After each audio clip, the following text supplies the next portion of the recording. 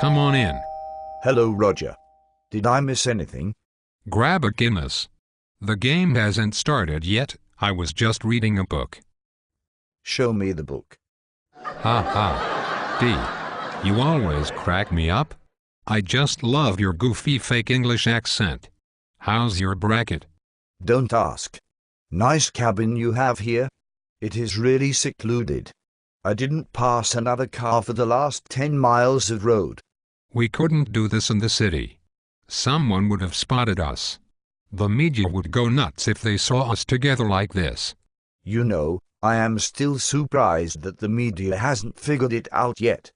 Knock on wood. I mean, Stern already showed us how to do it.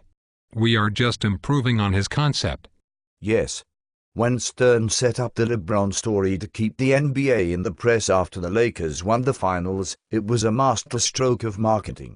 And this year NBA ratings are through the roof. And best of all, no one talked about baseball in June and July last year.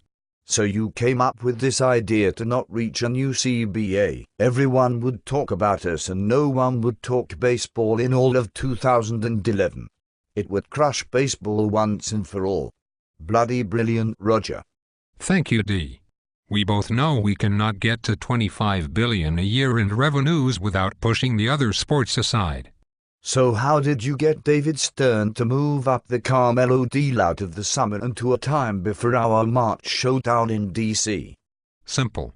I told David that if he put Carmelo in February, we would move the NLRB ruling from early June to July, so as to not interfere with his dream of a Heat and Laker finals.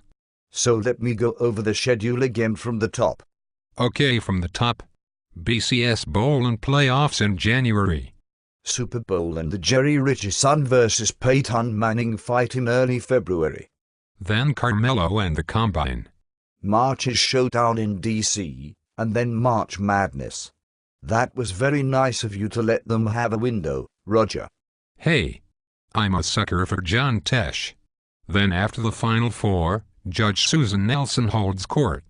Both are right on top of baseball opening week. Yes.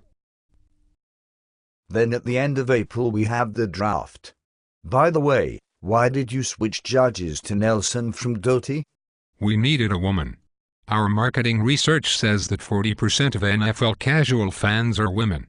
So now they can root for a woman as the voice of reason. Then we pause for the NBA Finals.